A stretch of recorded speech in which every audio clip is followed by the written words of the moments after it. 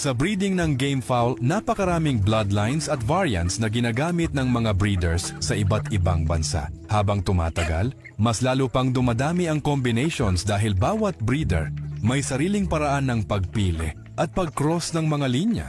Mga boss, importante tandaan na ang bloodline ay hindi lang pangalan, bawat isa may natural tendencies, style, lakas, galaw, tibay at ugali. Kaya sa breeding, hindi sapat na sikat lang ang bloodline. Mas importante kung paano mo ito naiintindihan at paano mo ito pinapartner sa ibang linya. Hatch Bloodline, isa sa pinakakilala at pinakamatagal ginagamit sa game fowl breeding. Karaniwang katangian, matibay ang katawan, malakas ang resistensya at stamina, diretso at pursigidong gumalaw, kayang mag-maintain ng energy, good body structure at conditioning response. Ang hatch ay kilala sa pagiging matatag at malakas ang pressure style. Kapag may activity o movement, madalas tuloy-tuloy at pursigido ang kilos nito.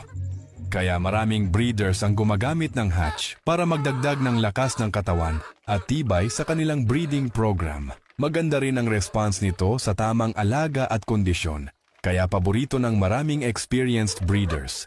Simple idea, parang tank, matibay, pursigido at hindi madaling humina. Roundhead Bloodline, isa sa pinaka-balanced at technical na bloodline. Karaniwang katangian, good balance ng speed at control, smooth gumalaw, stable temperament, consistent sa breeding at maganda ang coordination.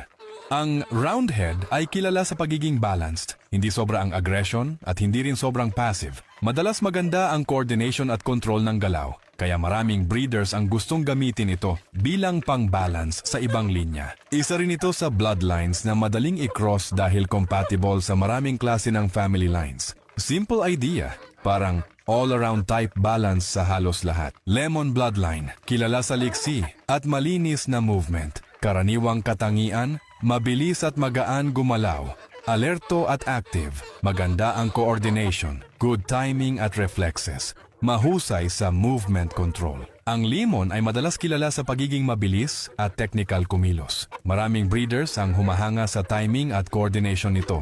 Maganda rin itong gamitin sa cross para magdagdag ng liksi at movement quality. Simple idea, parang technician, mabilis at malinis kumilos. Sweater Bloodline, kilala sa bilis at mataas na energy. Karaniwang katangian, napakabilis kumilos, explosive ang movement, mataas ang activity level, active at aggressive temperament, maganda ang reflexes. Ang sweater ay isa sa mga bloodline na kilala sa speed at excitement sa galaw. Mabilis kumilos at mabilis mag-react, kaya madalas napapansin agad ang liksi nito. Pero dahil mataas ang energy output nito, kailangan din ng tamang conditioning at tamang management para ma-maintain ang magandang performance. Simple idea, parang sprinter, mabilis at explosive gumalaw. Kelso Bloodline, isa sa pinaka-popular na intelligent style bloodline. Karaniwang katangian, smart gumalaw, magaling sa timing. Hindi padalos-dalos, maganda ang footwork at control.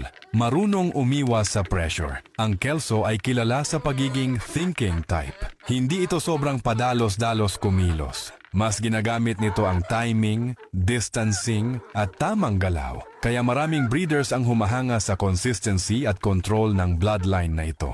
Magandang ihalo ang Kelso sa mas aggressive o high energy lines para magkaroon ng mas magandang balance. Simple idea, parang strategist, kalmado pero mahusay gumalaw. Importanteng tandaan sa bloodlines, walang perfect na bloodline, lahat may sariling lakas, sariling kahinaan, iba't ibang style, iba't ibang temperament. Kaya ang ginagawa ng breeders, kinukuha ang magandang traits ng isang line, kinocombine sa magandang traits ng isa pa, gumagawa ng mas balanced na future generation. Mga boss, sa breeding, hindi lang pangalan ng bloodline ang mahalaga. Mas importante ang tamang pagpili, tamang pairing, at tamang observation sa bawat generation. Ang tunay na magaling na breeder, hindi lang basta naghahalo ng sikat na bloodlines. Marunong siyang mag-observe ng traits, mag-adjust ng combinations, at gumawa ng sariling pamilya ng manok base sa experience at consistency. Dahil sa dulo, ang magandang breeding program ay hindi lang tungkol sa lakas o bilis, kundi tungkol sa tamang balance, magandang ugali, tibay,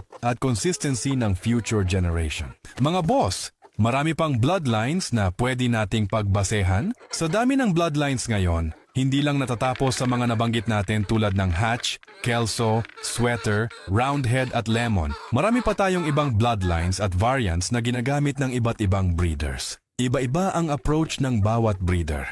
Kaya kahit parehong pangalan ng bloodline, pwede pa rin magkaiba ang resulta depende sa selection, conditioning history, feeding program, at breeding direction ng may-ari. Kaya sa breeding, walang iisang tama o mali. Nasa breeder talaga ang desisyon kung anong direction ang gusto niyang buuin. May ibang gusto sa power, may gusto sa speed, may gusto sa balance, at may iba na focus sa durability at consistency. Sa huli mga boss, ang breeding ay hindi lang tungkol sa pangalan ng bloodline kundi sa diskarte at pag-unawa sa bawat linya. Mas mahalaga ang consistency at tamang pagpili kaysa sa dami ng kombinasyon. Kaya nasa inyo na ang desisyon kung ano ang gusto ninyong i-develop at anong direksyon ang babagayan ng inyong program. Comment lang sa baba mga boss kung anong bloodlines ang meron kayo at kung ano pa ang gusto ninyong malaman tungkol sa breeding. Sasagutin natin yan at tutulungan natin kayo sa abot ng ating kaalaman. Huwag kalimutan mag-like, follow at share mga boss para mas marami pa tayong matulungan at ma-share na kaalaman sa breeding. Hanggang sa muli mga boss.